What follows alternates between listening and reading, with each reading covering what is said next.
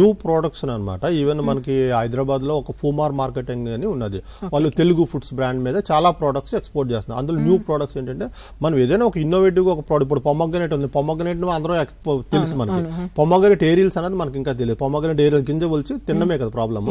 చేసి దాన్ని ఒక 100 grams పౌచ్ లో కానీ 200 grams పౌచ్ లో కానీ పెట్టి వాళ్ళు ఎక్స్పోర్ట్ చేస్తున్నారు. అలాగే ఈ ఫూమార్ మార్కెటింగ్ వాళ్ళు ఈవెన్ మనకి ఐస్ యాపిల్ అంటారు, అంటే తాటి ముంజులు కూడా ఎక్స్పోర్ట్ చేశారు వాళ్ళు.